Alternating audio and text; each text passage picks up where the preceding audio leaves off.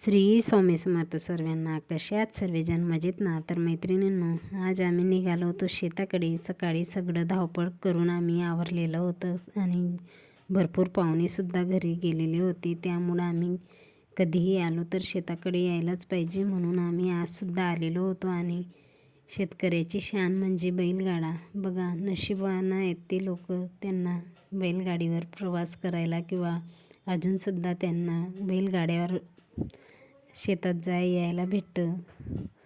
किती छान वाटतं ना.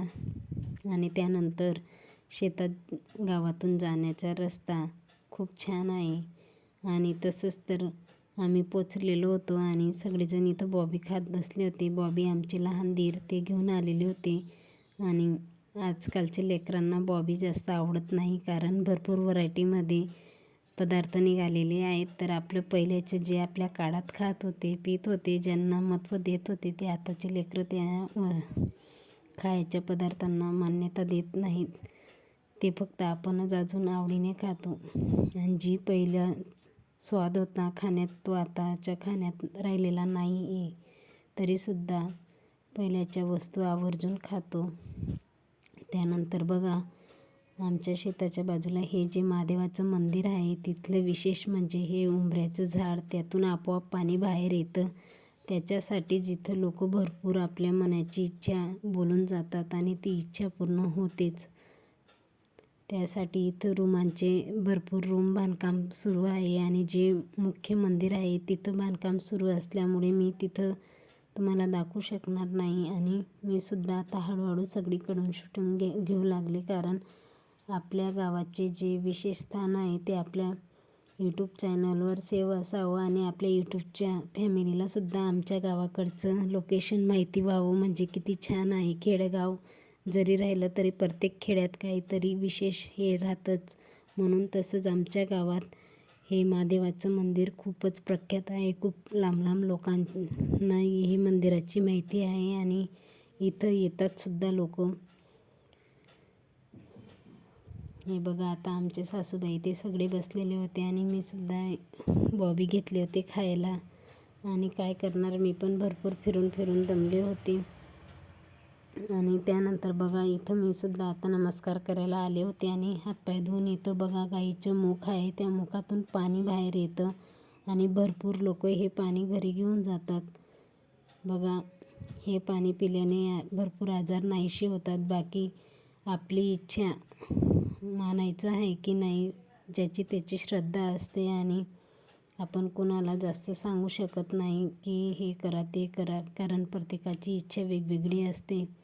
त्यानंतर बघा, सगळीजणांना आता मस्त मस्ती करून झालेली होती आणि लेकरांना तर खूपच मजा येत होती. त्यांना बाहेर निघावं वाटत नाही. हे लेकरं दरवेळेस इथं आंघोळ करतात, पण आज जरा उशीर झालेला पण होता म्हणून त्यांचं कुणी ऐकलंसुद्धा नाही.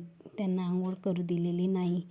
आणि मग आता आम्ही निघालो होतो आमच्या शेताकडे जायला.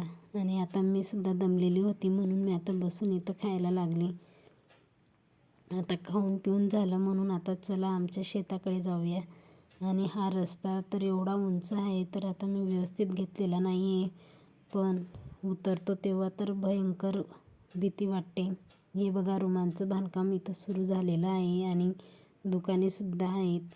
म्हणजे पहिलं एवढा नव्हता, आता भरपूर सुविधा झालेल्या आहेत तिथं. आणि फायनली आम्ही आमच्या शेतात पोचलेलो होतो. बघा, आता हिवाळा सुरू होता, पण हिवाळा असला तरी भरपूर आता उन्हाचा आणि पण तापमान वाढायला लागलं आहे. म्हणून बघा, आजूबाजूचे झाडं कसे पानं गळून गेलेले आहेत आणि जे शेतात पाणी लावतो म्हणून शेतातले जे पिकं आहेत ते हिरवळ दिसत आहेत. त्यानंतर सगळेजण मस्त गप्पा मारत चालत होते आणि माझं चाललेलं होतं इथं शूटिंग घ्यायचं.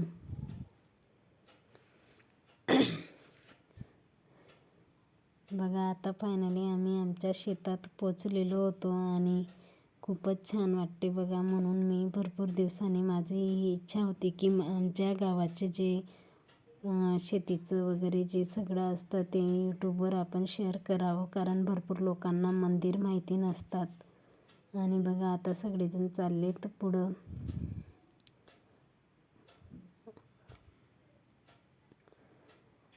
आणि कुठेही जा, प्रत्येक गावात काही ना काही एक विशेष मंदिर असतंच.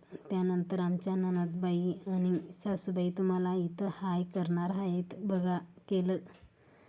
आणि त्यानंतर बाकी ठीक आहे. व्हिडिओ आवडल्यास लाईक करा, शेअर करा आणि भेटू नेक्स्ट व्हिडिओमध्ये. हा व्हिडिओ थोडा मोठा होईल म्हणून याच्यात थोडं कमी दाखवलेलं आहे आणि पुढच्या व्हिडिओमध्ये आपल्याला सगळं एन्जॉय करायला भेटणार आहे. तोपर्यंत बाय आणि श्री स्वामी समर्थ. भेटू नेक्स्ट व्हिडिओमध्ये.